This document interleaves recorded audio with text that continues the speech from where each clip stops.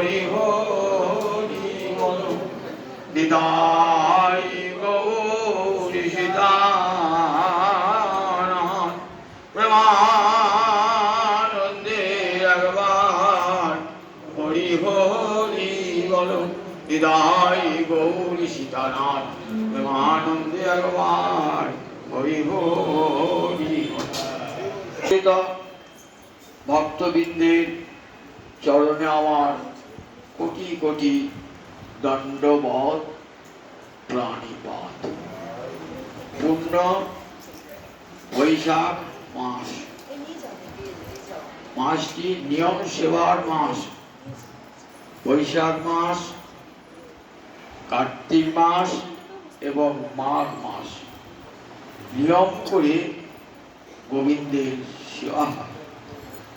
এই বৈশাখ মাসটি বৈষ্ণবীয় নাম মধুসূদন। রাধা মধুসূদনের সেবা হয় বিশেষ নিয়ম করে, তাই নিয়ম সেবার মাস। বৈশাখী দান, কার্তিকে গান আর মাঘে স্নান, এই তিনটি পূর্ণ কর্ম। এই বৈশাখ মাসের বৈশাখ মাসের দিনে যাই শুনুন, যাই যে কোনো পুণ্য কর্ম করুন, অবসর সময়ে শ্রীমৎ হরিকথা ভক্ত সংবেদ্যা, ভক্তগণকে সঙ্গে নিয়ে প্রতিদিন বসে বসে হরিকথা শ্রবণ করা কর্তব্য প্রতিটি জীবের। আজ এই পূর্ণ বৈশাখ মাসে আপনাদের কিঞ্চিত গোবিন্দ লীলা কৃষ্ণ লীলা শ্রবণ করাবো। শ্রীমদ্ ভাগবতের ভাগবতী স্কন্ধ তো 7 দিন ব্যাপী। সুখদেব বলছেন মহারাজ পরীক্ষিতকে 7 দিনের দিন এবার সুখদেব চলে যাবেন। চলে যাওয়ার পূর্বে দামি দামি কথাগুলো বলে যাচ্ছেন। সব কথাই দামি, তাতে কি আমাদের কলিজীবের কি কর্তব্য, সেই কর্তব্য বিষয়ে উপদেশ দান করে এবার চলে যাবেন সুখদেব। যেমন মৌনী হয়ে এসেছিলেন, আবার মৌনী হয়ে চলে যাবেন। 7 দিন করে কথা বলেছেন, আর কথা বলবেন না। এই 7 দিন হরিকথায় মুখর। 7 দিন হয়ে গেল, তারপরে আবার মৌনী হয়ে সন্ন্যাস আশ্রমে চলে যাবেন। বলছেন মহারাজ পরীক্ষিতকে উদ্দেশ্য করে বিশ্ববাসীকে উপদেশ দান করছে, ব্রহ্মাণ্ডের সমস্ত জীবকে উপদেশ প্রদান করছে। সংসার সিন্ধু অতি দুস্তরম উত্তিতিস্য নান্যপ্লব ভগবত পুরুষোত্তমস্য লীলাকথা রস নিষেবনম অন্তরেণ পুংসু ভবেৎ বিবিধ দুঃখ দবার্দিতস্য। পুংস মানে জীবের দুঃখ দবার্দিতস্য। দব মানে বন বা দাব মানে বন। দুঃখের দাবানলে বনে আগুন লাগলে যেমন সর্বত্র আগুনটা ছড়িয়ে পড়ে, বলে অনন্ত কোটি ব্রহ্মাণ্ড জুড়ে মহামায়ার ত্রিতাপ দেওয়া আছে। এই ত্রিতাপ জ্বালায় ব্রহ্মাণ্ডের প্রতিটি জীব প্রকৃতি। 3টি তাপ কি কি? আধ্যাত্মিক, আধিদৈবিক, আধিভৌতিক। এই 3টে তাপ সবাইকে ভোগ করতে হয়। আধ্যাত্মিক তাপটা কি? মানে দেহ এবং মনের যে পীড়া, তাকে বলে আধ্যাত্মিক দুঃখ। দেহ থাকলে রোগ ব্যাধি হবে, তার জন্য কষ্ট ভোগ করতে হবে। দেহের ভিতরে মন বলে একটি পদার্থ আছে, সুতরাং মনেরও ভালো মন্দ বিচার করার ক্ষমতা আছে। ফলে মনও কখনো সুস্থ কখনো অসুস্থ। ভালো সংবাদ পেলে মনটা আনন্দে ভরে যায়, দুঃসংবাদ পেলে মনটা দুঃখে ভরে যায়। এই সুখ দুঃখের আঘাত সহ্য করতে হবে। আদি ভৌতিক অর্থাৎ ভূত হতে, জীব হতে মানুষের কতগুলো দুঃখ। ভূত মানে সমস্ত জীব, শুধু মানুষ নয়। মনুষ্যের তন্ত্রা। আপনার বাড়ির নিকট প্রতিবেশীটা প্রতিদিন আপনার একটা সমস্যার সৃষ্টি করছে, প্রতিদিন কোন না কোনো বিষয় তার কাছ থেকে তাপটা ভোগ করতে হচ্ছে। সংসারে স্ত্রী পুত্র এদের কাছ থেকে তাপ ভোগ করতে হচ্ছে। আবার বাইরের সর্বাদি প্রাণী, হিংস্র প্রাণী, তার তাপ সহ্য করতে হচ্ছে। এটি হচ্ছে আদি ভৌতিক। আর একটি আদি দৈবিক। দেবতা হতে প্রাপ্ত যে দুঃখ তাকে বলে আদি দৈবিক। ঝড়, ভয়ঙ্কর ঝড়ে বাড়ি ঘর উড়ে গেল, বহু মানুষের মৃত্যু। ভয়ঙ্কর বন্যায় বহু মানুষ উৎখাত হয়ে গেল। ভূমিকম্পে বহু বাড়ি মাটির নিচে চলে গেল।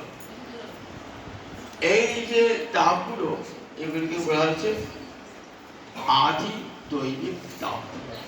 এই তিনটে তাপ সমস্ত জীবকে ভোগ করতে হয়। এই তিনটে তাপ থেকে মুক্তি পাওয়ার উপায় নাই আছে। সেটি সুখদেব শোনাচ্ছে, বলছেন দেখো, সংসার সিন্ধু অতি দুস্তরম। সংসারটাকে তুলনা করলেন সিন্ধুর সঙ্গে। সিন্ধু মানে সমুদ্র, জলের সমুদ্র দেখেছেন তো, তাদের শেষ হয় না, কিন্তু একদিন না একদিন সমুদ্রে একটা উপার দেখা যায়। কিন্তু সংসার যে সমুদ্র না, তার উপার দেখা যায় না, কারণ এটা জলের সমুদ্র নয়, বাসনার সমুদ্র, অনন্ত বাসনা। এই জন্মে একটা বাসনা পূর্ণ হলো না, আবার পরে জন্মেলেন, আবার পরে জন্মে সেই বাসনাটা পূর্ণ হলো না। এই বাসনার জন্য আবার সংসারে ঘুরে ফিরে আসছে। প্রতিটি মানুষেরই বাসনার জন্য আবার সংসারে আসতে হবে। এই সংসার বাসনা যতদিন না ঘুরছে ততদিন সংসার থেকে মুক্তি কারো নাই। নরোত্তম ঠাকুর বলছেন না, সংসার বাসনা কবে তুচ্ছ হবে, বিষয় ছাড়িয়া কবে শুদ্ধ হবে মন, কবে হম এর বসে মধুর বৃন্দাবন। সংসারে থাকবে এই বাসনা, আসক্তি আসবে, বাসনা আসবে, আবার একটা বাসনা আসবে, বারবার সংসারে ঘুরে আসতে হবে। এই সংসার বাসনার শেষ নাই। তাই বলছে সংসার সিন্ধু অতি দুস্তর। জগতের জলের সমুদ্র পার হওয়া যায়, কিন্তু সংসার সমুদ্র পার হওয়া বড় কষ্ট। পার হওয়া যায় অতি দুস্তর, অতি দুস্তর। যদি কেউ এই সংসার সমুদ্র পার হতে চান, বলে উত্তিতিস্য নান্য প্লব। উত্তিতিস্য মানে উত্তীর্ণ হতে ইচ্ছুক। সেদিন এই সনন্ত পর্যন্ত পদ দিলেন। সবাই কিন্তু সংসার থেকে মুক্তি পায়, পেতে চায় না। সংসারে দুঃখ জ্বালা ভোগ করে, আবার সে সংসার বাসনাই করে। মরুভূমিতে উট কাটা খাচ্ছে, মুখ দিয়ে রক্ত বার হয়ে যাচ্ছে, আবার দেখবেন গিয়ে সেই কাঁটা দিয়ে সে মুখ দিয়েছে। আমাদের সংসার বাসনাটা সেই রকম, কিছুদিন সংসারকে ছেড়ে যেতে ইচ্ছা হয় না। ছেড়ে দেওয়া কেঁদে বাঁচি বলি, মরলেই বাঁচি, কিন্তু মরলে বাঁচে না, আবার ঘুরে আসতেই হয়। যতদিন বাসনার অন্ত না হচ্ছে ততদিন কেবল আশা আর যাওয়া। পুনরপি জননম পুনরপি মরণম পুনরপি জননী জঠরে শয়নম ইহ সংসারে খলু দুস্তারে কৃপয়া পারে পাহি মুরারে। আচার্য শঙ্কর বলছেন, এই দুরত্তর সংসার সাগর, এখান থেকে পার হওয়া বড় কষ্টকর। যদি কেউ পার হতে ইচ্ছা করে প্রতিদেশ বলে নান্য প্লব, আর অন্য কোন নৌকা নয়। প্লব মানে নৌকা, ন অন্য প্লব, নান্য প্লব মানে ন অন্য, আর অন্য কোন নৌকা নাই। একটাই মাত্র নৌকা ভগবান দিয়েছেন যদি কেউ সংসার সমুদ্র পার হতে ইচ্ছা করে। কি সেই নৌকা?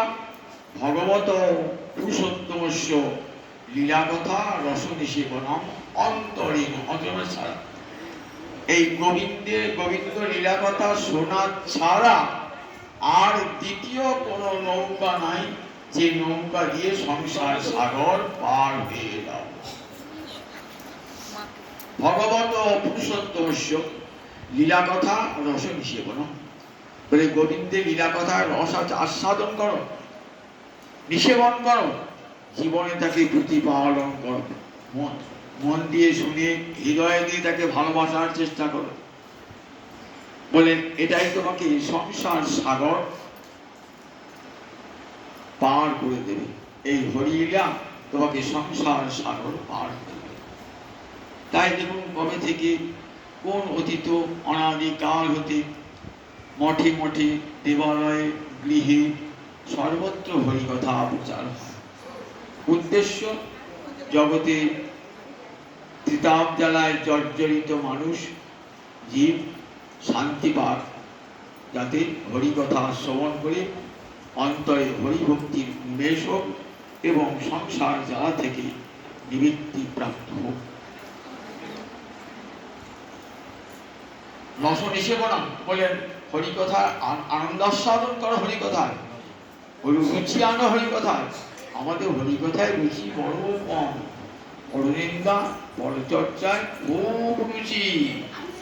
হরিকথা শুনতে শুনতে ঘুম এসে যায়, বিরক্ত লাগে। কতক্ষণে পাঠটা বন্ধ হবে, কতক্ষণ কীর্তনটা বন্ধ হবে, কান ঝালামালা ধরে অনেকে। বলে এটা আমাদের রোগ, এই রোগ থেকে মুক্তি পেতে হলে বলেন প্রতিদিন নিত্য হরিকথা শ্রবণ করা। দেখবেন ধীরে ধীরে হরিকথাতেই রুচি হবে, আর বিষয় কথায় রুচি হবে না। জিহ্বাটা ভগবান দিয়েছেন পরনিন্দা পরচর্চার জন্য নয়। কৃষ্ণের অধরামৃত কৃষ্ণ গুণ সুচরিত সুধা সাহারে সাধু বিনিন্দন, তার সাধে যে না জানি জন্মিয়া না ময়ূর জ্ঞানী, সে রসনা ভেকো জিহ্বা সম।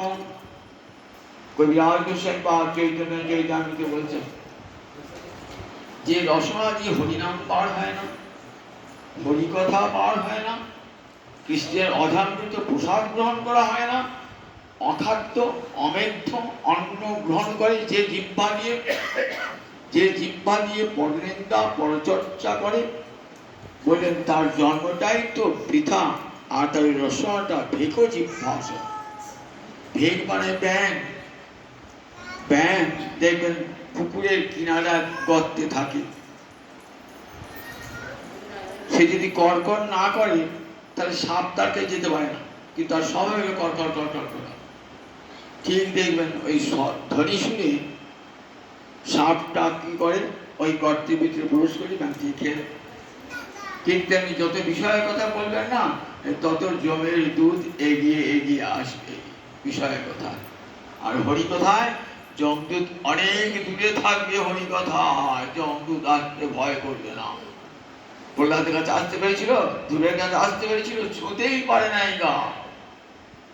যেখানে হরিকথা হরিনাম, সেখানে যমরাজার দুধ চায় না। ভাগবতের ষষ্ঠ স্কন্ধে অজামিল বাখ্যানে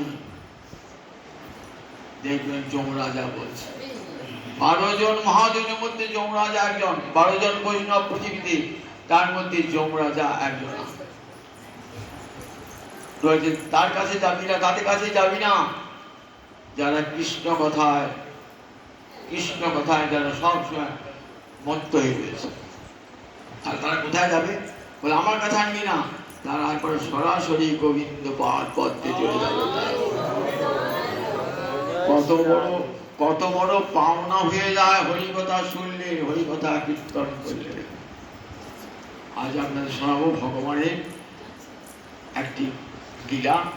লীলা কি? বিবাহ লীলা। কারণ বিবাহ উপলক্ষে পারত, তার বিবাহ লীলা শোনাব। আমার ভ্রাতৃপুত্র তথা আমার শিষ্য পরমাদরের বলরামের বিবাহ হয়েছে, সেই বিবাহ উপলক্ষে ওদের ইচ্ছা হরিকথার পরিবেশন হোক। ভগবানের দুটো লীলা, একটি অপ্রকট, একটি প্রকট। অপ্রকটে গোলকে রয়েছেন সব বৈকুণ্ঠের থেকে 50 কোটি যোজন ঊর্ধ্বে গোলক। সেই গোলকে গোবিন্দ রয়েছেন দ্বিভুজ মুরলীধর হয়ে গোপবেশ বেণুপর নবকিশোর নটবর্ণ। বৈকুণ্ঠে আছেন চতুর্ভুজ মূর্তি রূপে, এটা ভগবানের ঐশ্বর্যময় রূপ। আর গোলকের রূপটি ভগবানের মাধুর্যময় রূপ, সেখানে গোপ গোপী সমাবৃত হয়ে রয়েছে। সেখানে সবসময় মিলনে রয়েছেন। প্রকট লীলায় আমরা দেখতে পাই ভগবানের মিলন বিরহ লীলা।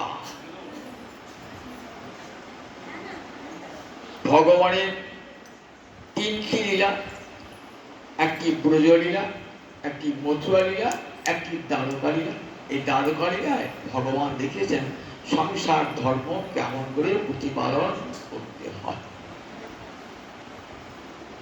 এখানে আমরা কি ভগবান 16,108 রমণীর পানি গ্রহণ করেছেন। আর তার মধ্যে একটি শোনাবো, রুক্মিণী হরণ লীলা।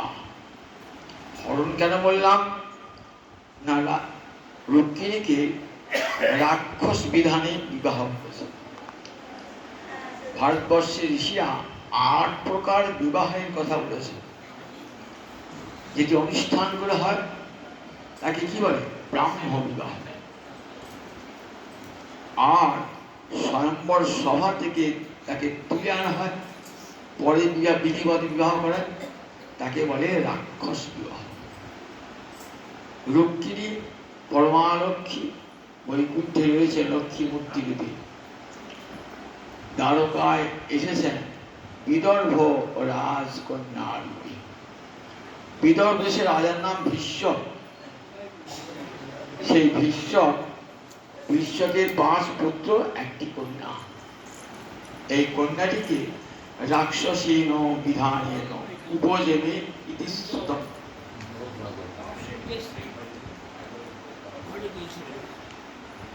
বলছেন মহারাজ কি শুনতে বলছেন? শুনেছি, ইতি শ্রুতম, শুনেছি যে রুক্মিণীকে গোবিন্দ রাক্ষস বিধানে বিবাহ করেছিলেন। সেই লীলা শুনতে বড় ইচ্ছা করছে। শোনান প্রভু সেই গোবিন্দের সেই অপূর্ব লীলা, শ্রোতুর ইচ্ছা আমাকে শোনান।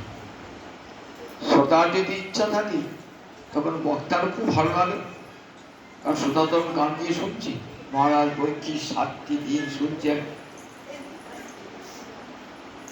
নিদ্রা, আহার, বিশ্রাম সব ত্যাগ করে 24টি ঘন্টা একাসনে বসে হরিকথা শুনছেন, সুখদেব বলে চলেছেন। দেখুন কেমন হরিকথায় রচি মহারাজ পরীক্ষিত। ভক্তের রক্ত আছে তো, প্রতিটি ধমনীতে শিরায় শিরায় আছে এই ভক্তের রক্ত। তবে যে রাক্ষসেন বিধানেন উপজেনে ইতি শ্রুতম। বিশ্বপ্রসুদ্ধাং রুচিরাননাথ বরাননাথ। অপূর্ব সুন্দরী রুক্মিণীকে রাক্ষস বিধি মতে বিবাহ করেছিলেন, সেই ঘটনা শুনতে চায়। বলেন বেশ মহারাজ, শোনো, গোবিন্দ 16,108 মহিষীকে বিবাহ করেছিলেন। এই যে তার সংসার লীলা। রুক্মিণী হলেন বৃষক রাজার কন্যা। বৃষক রাজা 5 পুত্র আর একটি কন্যা রুক্মিণী। রূপে গুণে রুক্মিণীর তুলনা হয় না। লক্ষ্মীর আবার রুক্মিণী বিচার আছে, রূপে গুণে অতুলনীয়া। গোবিন্দকে দেখেন নাই, কিন্তু সা উপসৃত মুকুন্দস্য বীর্য গুণস্য। কাদের দ্বারা? গৃহাগত, যারা তারা বাড়িতে আসতেন, রাজবাড়িতে আসতেন, তাদের মুখে শুনেছিলেন, কি শুনেছিলেন না, কৃষ্ণের মুকুন্দস্য রূপগুণস্য, অর্থাৎ তার রূপ গুণ লক্ষ্মীর কথা, ওই বীর্যের কথা শুনেছিলেন। শুনে শুনে ভালোবাসা জন্মিয়েছে। দেখুন কেমন ভালোবাসা, দেখে না, শুনে শুনে। বৈষ্ণব শাস্ত্রে বলে এর নাম পূর্বরাগ। রতির্যা সঙ্গমাৎ পূর্বং দর্শন শ্রবণা দ্বিজা তয়োর উন্মিলতি প্রাজ্ঞৈ পূর্বরাগ সপ্ততি। রতির্যা সঙ্গমাৎ পূর্বং, উজ্জ্বলের মধ্যে রসশাস্ত্র উজ্জ্বলের মধ্যে রূপসার রয়েছে। রতি মানে ভালোবাসা, সঙ্গ আর পূর্বং অর্থাৎ মিলনের পূর্বে যে ভালোবাসা, তখন মিলন হয় নাই, মিলনের যে পূর্বে যে ভালোবাসা তাকে বলে পূর্বরাগ। পূর্ব মানে প্রথম, রাগ মানে ভালোবাসা, প্রথম ভালোবাসা। তাই সেটা কেমন ভাবে হতে পারে? দর্শন শ্রবণাদিয়া। কত প্রকারে হতে পারে পূর্বরাগ? নায়িকা নায়ককে দর্শন করেছে, তার কথা শ্রবণ করেছে। শ্রবণটা আবার বহু প্রকারে, দর্শনটাও বহু প্রকারে। চিত্রপটে দর্শন, স্বপ্নে দর্শন, সাক্ষাৎ দর্শন। শ্রবণটা ভাট মুখে শ্রবণ, সুখসারীর মুখে শ্রবণ, চারণ কবির মুখে শ্রবণ, এইভাবে শ্রবণ। এই শ্রবণের ফলে কি হয়? শ্রবণ শুনে পূর্বরাগ। শুনে পূর্বরাগ সাধারণত দেখা যায় না। আমরা দেখছি রাধাকৃষ্ণ শোনাতে পারে, নাম শুনে পূর্বরাগ হয়েছে। নাম শুনে, কৃষ্ণকে দেখেন নাই, কৃষ্ণ মানুষ না হাতি না পাখি, কিছুই দেখেন নাই। কৃষ্ণ নাম কি শুনেন? সখীর কাছে বলছেন, ললিতা বিশার কাছে, দিবা শুনাইল শ্যামনা, দিবা শুনাইল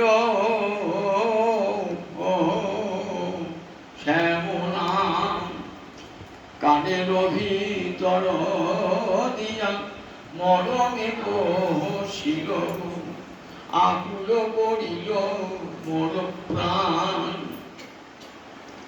রাধারানী দেখেন নাই কৃষ্ণকে, কিন্তু ভালোবেসেছে।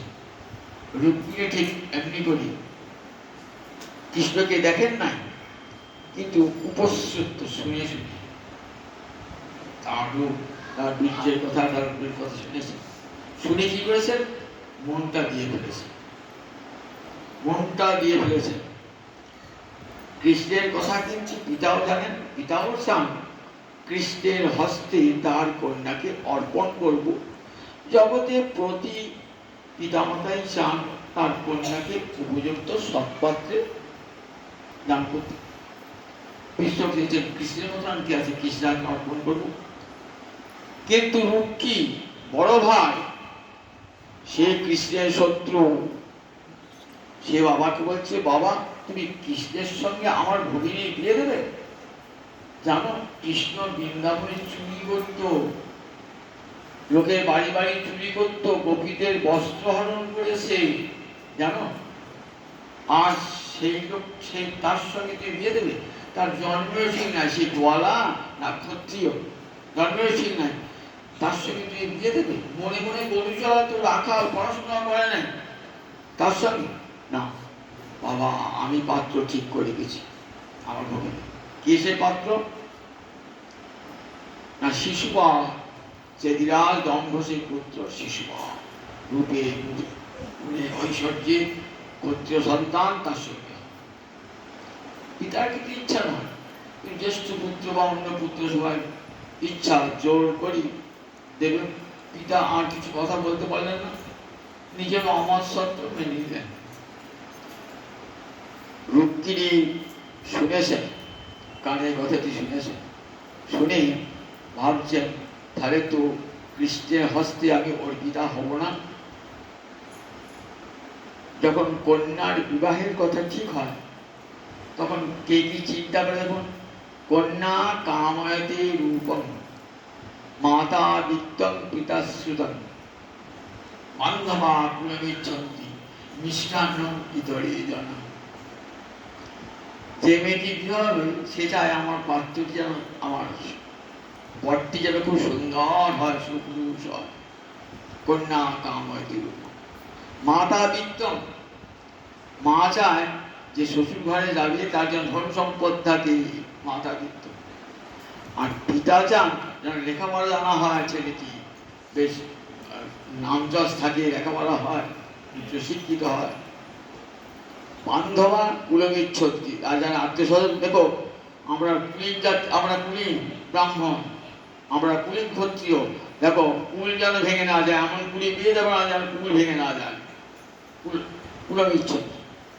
আর যারা আত্মীয় স্বজন নয়, এমনি পাড়া প্রতিবেশী কি বলে, বাবা ভোজটা যেন ফাঁকি দিয়ে ওরা, ভোজটা যেন সেগুলো মিষ্টান্ন ভিতরে যেন ভোজটা যেন পায়।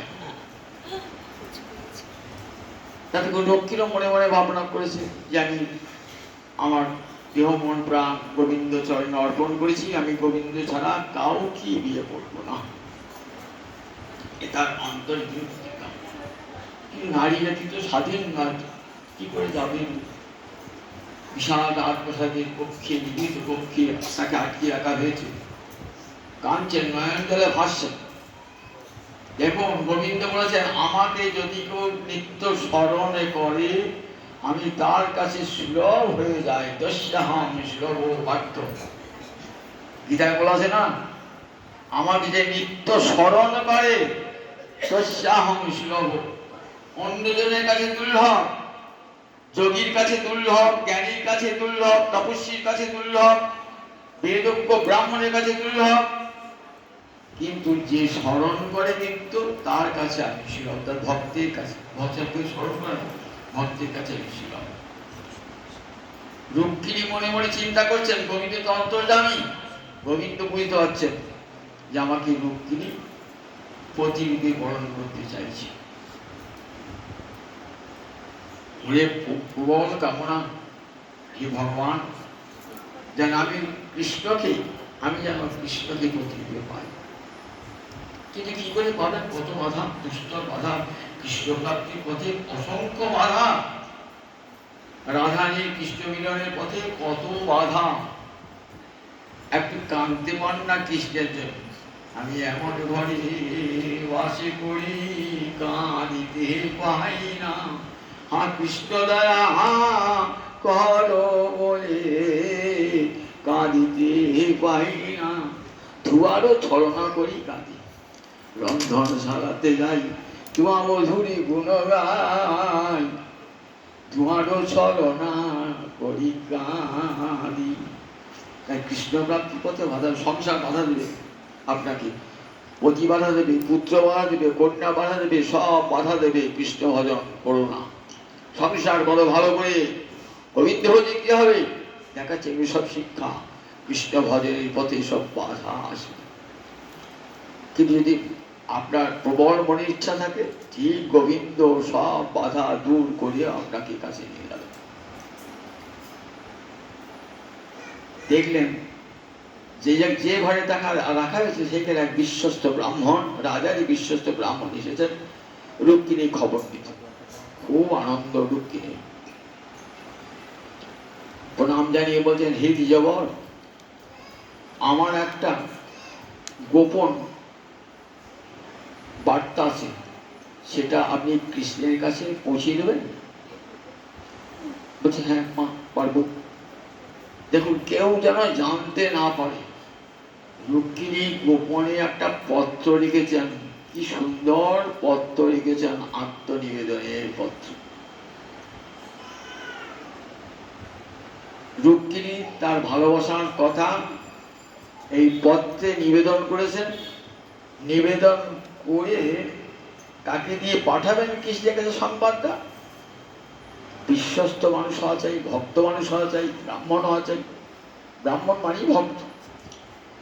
ব্রাহ্মণকে বাবা এই কাজটি করে দেবেন আমার?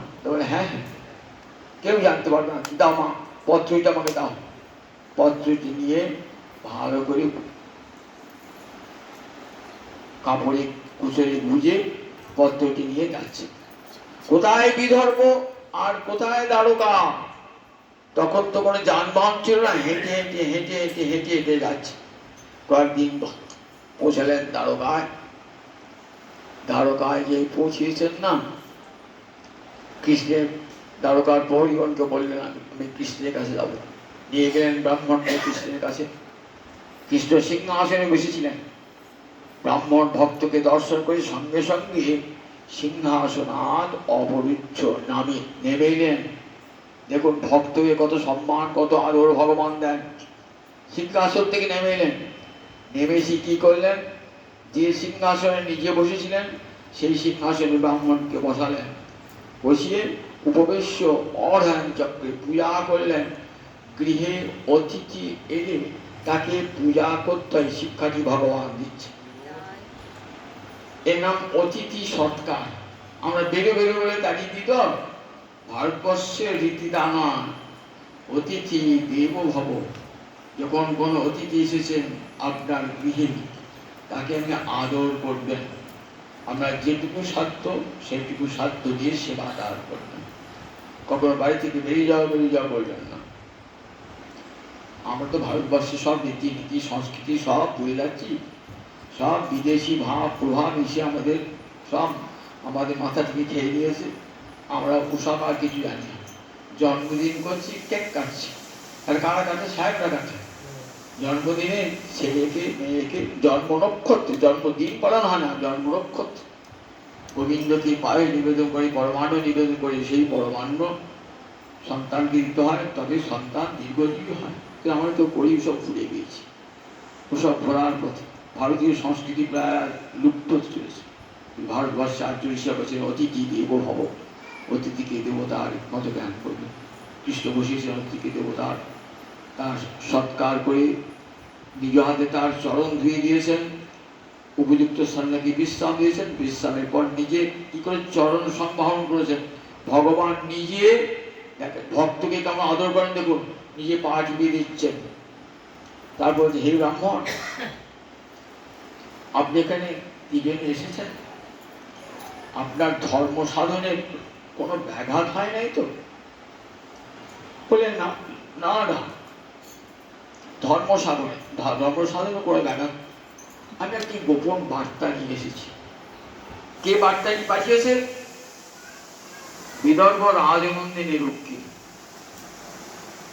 একটি পত্র দিয়েছে আপনাকে। কই দেখি পত্রটি। কাপড়ের কোচন হতে সেই পত্রটি বার করে দিচ্ছেন। গোবিন্দ দেখছেন মুক্তার মতো অক্ষর লেখা, সুন্দর লেখা। গোবিন্দ যদি নিজে মনে মনে করতেন, আমি জানতে না পারতাম। প্রেমিকার পত্র প্রেমিক দেখে নাকি? কিন্তু দেখুন গোবিন্দ দেখাচ্ছে, গোবিন্দ আমার এমন প্রেমিক দেখাচ্ছেন, জগতের সবাই যেন এমনি করে প্রেমে আমাকে ভালোবাসে। তাই পত্রকারী বলেন, ব্রাহ্মণ তুমি পড়ো। ব্রাহ্মণ না বলে আমি জানতে পারতাম না রুক্মিণী পত্রে কি লিখেছে, জানতে পারতাম। আর ওকে দিলে কোনো নায়িকা তার নায়ককে পত্র দিলে পারে কি হয়? সেগুলো কি লিখেছে জানতেই চায় না। নায়ক নায়িকে এখন ঠিক আছে দিয়া ফোনাফোনি, এখন পত্র চালাচালি নাই। আগে পত্র চালাচালি ছিল। তা কি করতো? পত্র দেখাতো, পত্র দেখাতো রুক্মিণী রাখতো। তা পত্রটা কি করে বলে, তুই ব্রাহ্মণ তুই পড়ো। উদ্দেশ্য জগতের সব জীব জানো কেমন করে প্রেমে কৃষ্ণকে ভালোবাসতে হয়। রুক্মিণী কেমন করে আত্মনিবেদন করেছেন গোবিন্দের কাছে। ব্রাহ্মণ পড়ছেন, কি সুন্দর পত্র দেখুন। ভগবানকে সম্বোধন করছেন ভুবন সুন্দর বলে। ভুবন সুন্দর বলে। সাধারণত নায়িকারা নায়ক যখন পত্র লিখে কি করে শপথ করে, প্রিয়তম প্রিয়তম শুনে রুক্মিণী কি লিখছেন, রুক্মিণী লিখছেন ভুবন সুন্দর সুত্বা গুণান ভুবন সুন্দর ছিন্নতাঙ্গতি নির্বিশ্ব কর্ণ বিবরই হরত অঙ্গদাব। বলছে হে ভুবন সুন্দর, ভুবনে তোমার মতো সুন্দর মানুষ জগতে আর নাই। তুমি ভুবন সুন্দর, তোমার সব সুন্দর, তোমার বাঁকা নয়নটি বলতে সুন্দর, তোমার ভুরু সুন্দর, সব সুন্দর তোমার। তুমি ভুবন সুন্দর, এই ভুবন সুন্দর। তোমার গুণের কথা, তোমাদের রূপের কথা বলছি, এক কথা বুঝে রূপটা কেমন, ভুবন সুন্দর। আর গুণটা কেমন, গুণটা শুনলে পরে, গুণটা যদি কেউ বসে বসে শোনে কি হয়, বলেন তাপ, এই ত্রিবিধ তাপের কথা বললাম, বলে তাপ হরণ করে নেয়। ছিন্নতাং, যারা বসে বসে শুনছে তাদের ত্রিতাপ জ্বালা চিরকালের জন্য দূরীভূত হয়ে যায়। দূরে যাবে তাপত্রয় জ্বালা, দূরে যাবে তাপত্রয় জ্বালা। তোমার কথা যারা বসে বসে গুণের কথা শোনে তাদের তাপত্রয় দূরীভূত হয়ে যায়। আর রূপং দৃশ্যমাতাং অখিলার্থ লাভং, আর তোমার রূপ যদি কেউ একবার নয়নে দেখে তাহলে দুটি নয়নের সার্থকতা, নয়ন দুটো সফল হলো। কবিরা বলছেন দেখো, বলছেন চক্ষুর সৌভাগ্য কিসে না গোবিন্দ রূপ দর্শনে। কবিরাজ গোস্বামী পাদ বলছেন যে দেখো, বংশী গানা অমৃত ধাম লাবণ্যামৃত জন্মস্থান, যে না হ্যারে সে চাঁদবদন, সে নয়নে কি বা কাজ করুক তাহারি মন্দির, সে নয়নে রহে কি কারণ। জগতের রূপ দেখে আমরা মোহিত হয়ে যাই, জগতে কোনো নরের রূপ ও নারীর রূপ দেখে আমরা সেদিকে আকৃষ্ট হইতে। আচ্ছা বলো তো, সেই রূপে কদিন থাকবে? যতদিন যৌবনের লাবণ্য থাকবে ততদিন রূপটা থাকবে। যৌবন যে চলে যাবে রূপ জ্বলে যাবে, আর থাকবে। কিন্তু গোবিন্দ আমার নিত্য কিশোর, তার রূপ সব সময়। কখনো গোবিন্দ বৃদ্ধ হন না। কোথায় দেখেছেন গোবিন্দ বৃদ্ধ? নিত্য কিশোর তিনি, নিত্য কিশোর। তার গোবিন্দের কোথাও দেখেছে কোথাও? কোথাও নাই, নিত্য কিশোর তিনি। তাহলে এই রূপটা কেমন দেখো গোবিন্দের। বলছেন তোমার সেই রূপ যারা দেখে না, দৃশ্যপথ যাদের চোখ আছে না, তাদের জীবনটা সার্থক হয়ে যায়। জগতে এমন কোন রমণী আছে যে তোমাকে প্রতিরূপে পেতে চায় না? তুমি কুলে শিলে বিদ্যায় সম্পদে সকল দিক থেকে তোমার তুল্য জগতে আর কেউ নাই। জগতে কোন রমণী তোমাকে প্রতিরূপে পেতে চায় না? তাই আমিও তোমাকে প্রতিরূপেই পেতে চেয়েছি। আমি মনে মনে তোমাকে প্রতিরূপে বরণ করেছি। মাং জায়াং বিধেই, আমাকে তোমার পত্নী রূপে গ্রহণ করে নাও, তোমার সেবিকা রূপে গ্রহণ করে নাও। আমি যেন জন্মে জন্মে তোমার চরণ সেবা করতে পারি, এই সেবিকা রূপে আমাকে নাও। মাং জায়াং বিধেই, আমাকে জায়া মানে পত্নী, জায়া রূপে গ্রহণ করে নাও। দেখো, আমাকে নেবার পথে তো অনেক বাধা, ঠিকই অনেক বাধা আছে। কিরকম? তুমি কিন্তু সৈন্যবল নিয়ে আসবে, নিয়ে এসে চৈত্যরাজ এবং মগধরাজ জরাসন্ধ এসেছেন, এদের সব সৈন্যবাহিনীকে পরাজিত করে বীর্য শুল্ক দিয়ে আমাকে উদ্ধার করবে। আমাকে উদ্ধার, বীর্য শুল্ক। যদি কৃষ্ণ বলেন আমি কি করে তোমাকে অন্তপুর থেকে নিয়ে আসবো, অন্তপুর অন্তরচরিং অনিয়ত্ত বন্ধু, অন্তপুরে যারা রয়েছে তোমাদের নিজের বন্ধুজন, তাদেরকে হত্যা না করে আমি কেমন করে তোমাকে নিয়ে আসি বলো? তখন কি তোমার আনন্দ হবে?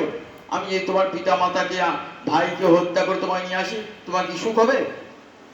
তাহলে কি করে তোমাকে নিয়ে আসবো? তখন বলছে না শোনো, সেভাবে আমাকে নিতে হবে না, প্রবোধামি উপায়, আমি একটা উপায় বলে দিচ্ছি। চিঠি উপায়টা দিচ্ছি। কি উপায় লিখছেন জানো? আমাদের বংশের একটা রীতি আছে, কি রীতি আছে বংশে?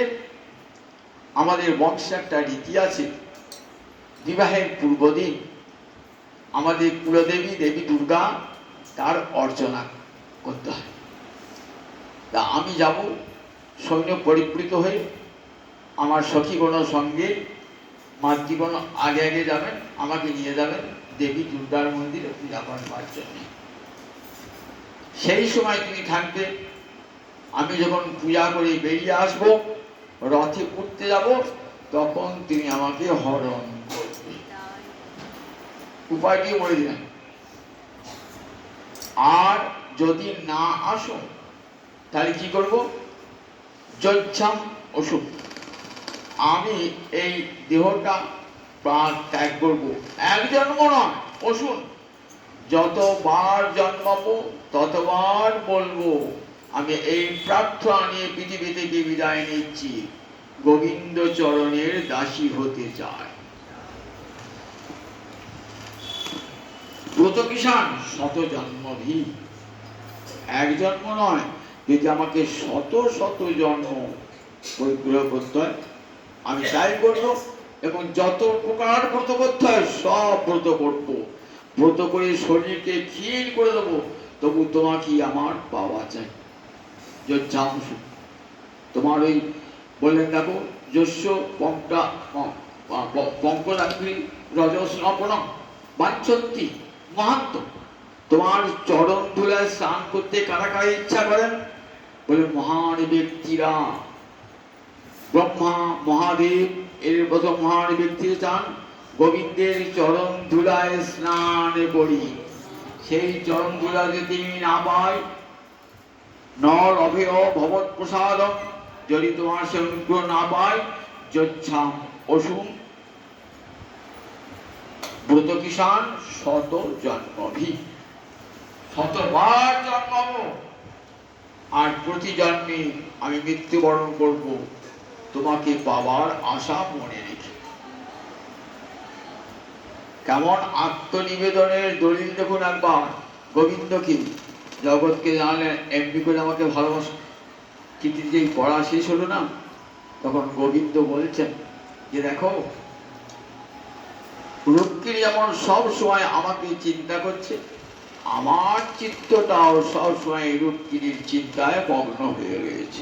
তথা তচ্চিত্ত তথা অহমপি তচ্চিত্ত নির্জন না চলিবে। আমার রাত্রিতে ঘুম হয় না, কতক্ষণে মত পরাং আনিসি,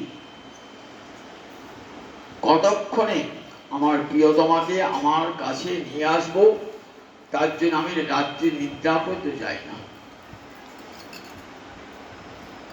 আগামী পরশু আমার বিবাহ, আজ রাত পরের রাত কেটে গেলে আমার বিবাহ, তোমাকে আসতে হবে কিন্তু ওই বিবাহের দিন দিনের বেলায়। চিঠটা পেয়ে দিলেন কোথায় দ্বারকা আর কোথায় বিদর্ভ, সেখানে যেতে হবে। তো কি করবেন?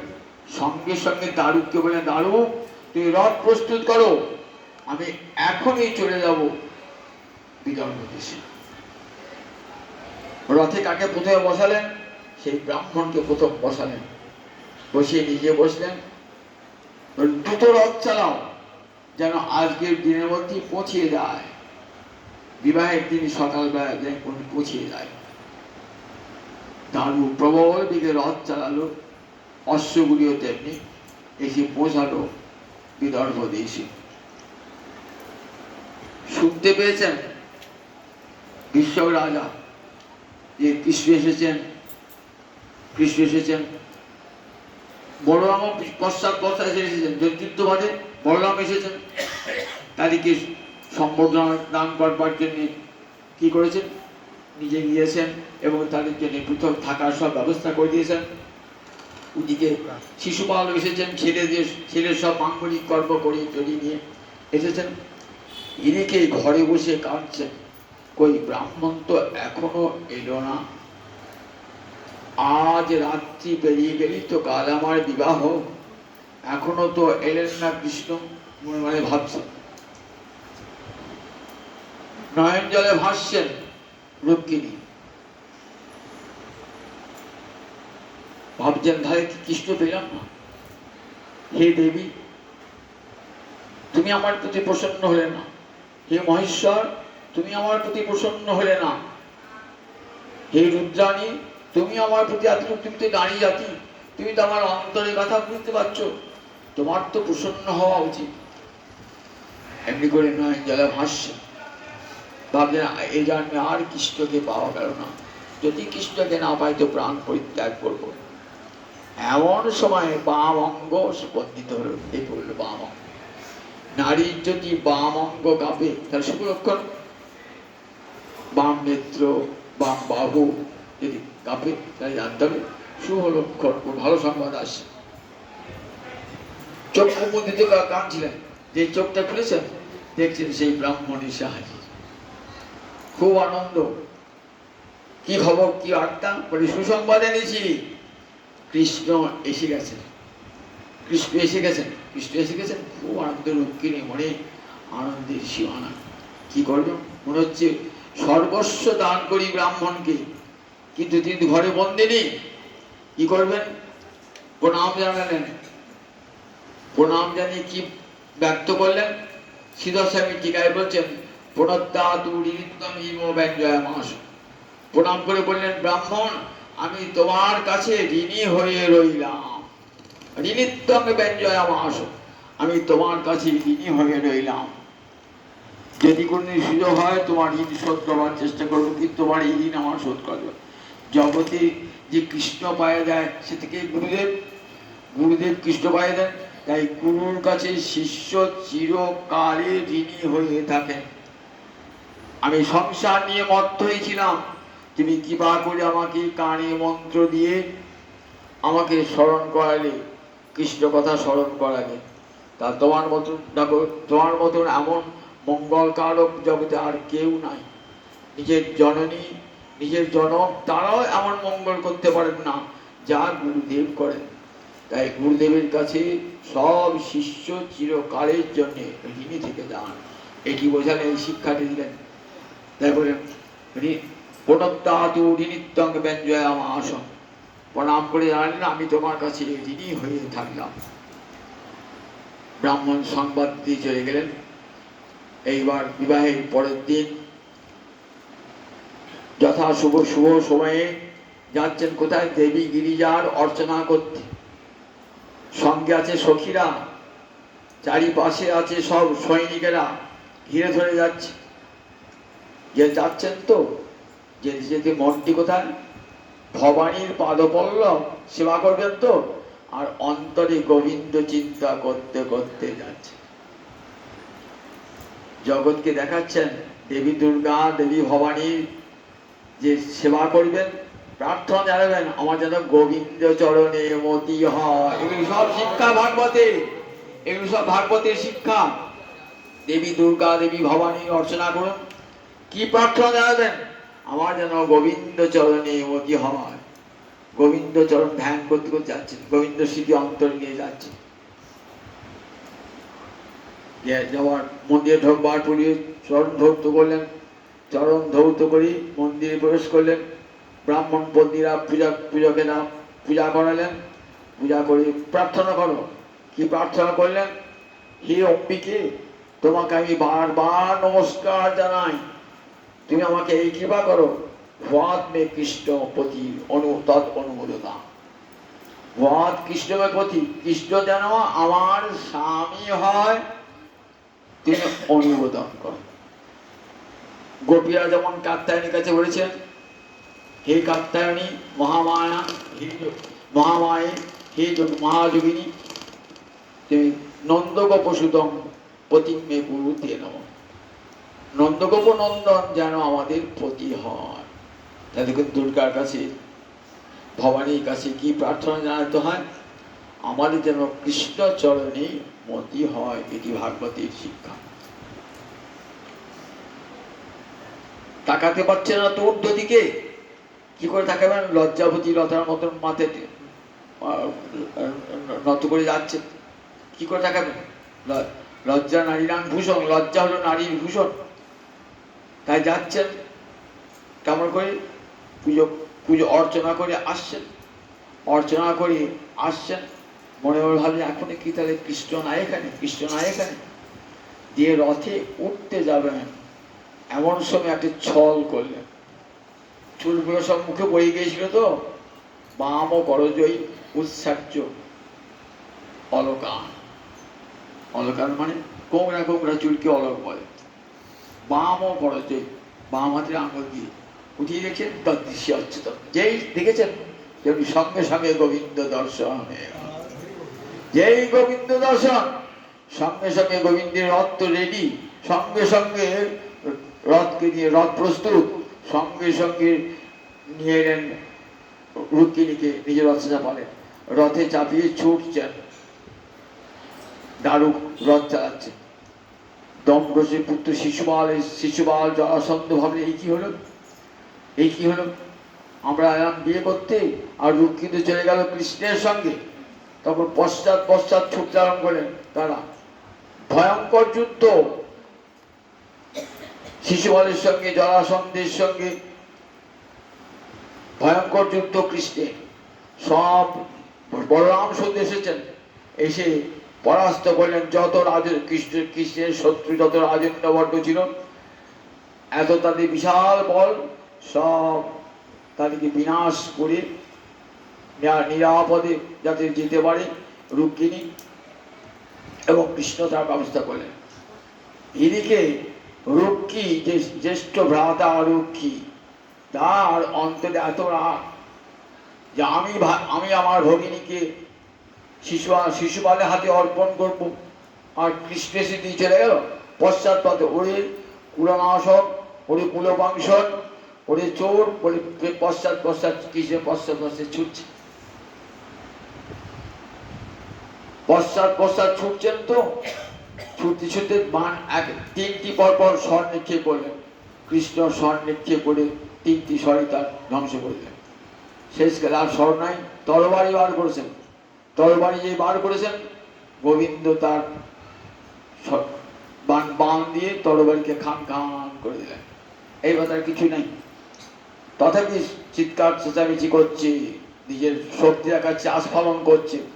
গোবিন্দ তখন কি করলেন, তার সঙ্গে বাহু যুদ্ধে পরাজিত করে কিছুতেই হার মানবে না, তখন কি করলেন, তারই কাপড় দিয়ে তাকে রথের চাকায় বাঁধলেন, রথের চাকায় বেঁধে কি করলেন, আর এদিকে রুক্মিণী কাঁদছে, আমার ভাইকে হত্যা করো না, আমার ভাইকে হত্যা করো না।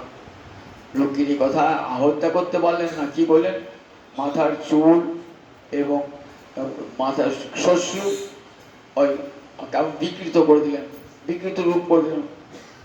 বলরাম এসে ছুটতে ছুটতে, বলরাম এসে দেখছেন রুক্মিণী অধবদনা, বলছেন দেখো রুক্মিণী, ক্ষত্রিয়ের ধর্ম এটা তাই, এটা প্রজাপতি নির্মাণ করেছেন, ভ্রাতা ভ্রাতরং হত্যা, ভাই ভাইকে হত্যা করে, এটা ক্ষত্রিয়ের ধর্ম। তাই তুমি দুঃখ করো না, তোমার ভাই তার পাপের প্রায়শ্চিত্ত পেয়ে গেছে, সে যা করেছিল তার প্রায়শ্চিত্ত পেয়ে গেছে, তার কষ্ট পেয়ে দিয়ে বলে কৃষ্ণকে বলেন দেখো কখনো এইভাবে নিজে আত্মীয় হয়ে গেছে, এখন সে রুক্মিণীর ভাই সমান নিজের জন, সুতরাং তাকে এমন করে বাধা তোমার উচিত হয়, ছেড়ে দাও, মুক্ত করে দাও। বলরামের কথায় ছেড়ে দিলেন কৃষ্ণ রুক্মিণীকে। রুক্মিণী তখন বলে আর আমি নিজের রাজধানীতে প্রবেশ করব না, ভোজকট বলে একটি স্থানে, সেখানে গিয়ে রাজধানী নির্মাণ করে, সেখানে অট্টালিকা নির্মাণ করে থাকলেন, আর গৃহে ফিরেন। প্রতিজ্ঞা করেছিলেন যদি আমি আমার বোন ভগিনীকে ফিরিয়ে আনতে না পারি, তাহলে আর নগরী প্রবেশ করব না। আর নগরী প্রবেশ করলেন না, ওইখানে থেকে গেলেন। এদিকে কৃষ্ণ নিয়ে এলেন রুক্মিণীকে কোথায়, একবারে দ্বারকায়, দ্বারকায় নিয়ে এসে এখানে কিন্তু আবার বিধিমতে বিবাহ হলো, রুক্মিণীর সঙ্গে কৃষ্ণের বিধিমতে ঠিক আনুষ্ঠানিক বিবাহটি হলো। নিয়ে এলেন রাক্ষসের বিধানে, কিন্তু বিবাহটি হলো 16,108 মহিষী, 16,100 মহিষী, 16,100 রাজকন্যা নরকাসুরের গৃহে বন্দিনী ছিল, সেখান থেকে তাদেরকে নিয়ে এসছে, তাদেরকে মুক্ত করলেন। তাদেরকে মুক্ত করার পর বললেন যাও তোমরা চলে যাও।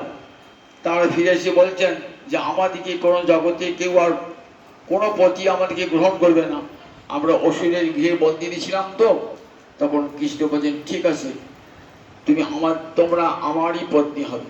সেই 16,100 আর 8 জন মহিষী, প্রধানা মহিষী একসঙ্গে বিবাহ করলেন। কি অপূর্ব লীলা! নারদ দেখছেন কি অপূর্ব লীলা। একই সময়ে, একই ক্ষণে, একই তিথিতে 16,108 রমণীর পানি গ্রহণ করছেন গোবিন্দ। দেখুন কেমন ভগবানের ঐশ্বর্য লীলা। একই সময়ে যে এই লক্ষ্মীদের সঙ্গে আজ বিয়ে করলাম, কাল সত্যভামার সঙ্গে, কাল করবো কালিন্দীর সঙ্গে, তা না, একই দিনে একই শুভ তিথিতে বিবাহ হচ্ছে। সব জায়গাতেই কৃষ্ণ রয়েছে। এক কৃষ্ণ বহু মূর্তি ধারণ করে এই 16,108 মহিষীর পানি গ্রহণ করলেন। দ্বারকা নগরীতে আনন্দের উৎসব, কৃষ্ণ রুক্মিণীর মিলন হয়েছে। সবাই মিলে হরি বলো, কৃষ্ণ রুক্মিণী মিলন হলো, আনন্দে হরি বলো, বৃন্দাবনে চলো। এমনি করে আজকে যার উপলক্ষে এই বিবাহ লীলা বর্ণন, বলরাম এবং আমাদের দীপিকা দুজনই দেখুন আমার মেয়ের মতন, ছেলের মতন, যেন ওদের জীবন যেন সুখের হয়, যুগল জীবন যেন সুখের হয়, দাম্পত্য যেমন সুখের হয়। আপনারা সবাই মিলে আশীর্বাদ করুন গোবিন্দের কাছে, রাধা মাধবের কাছে। জয় জয় জয় গৌর, জয় গৌর, জয় গৌর।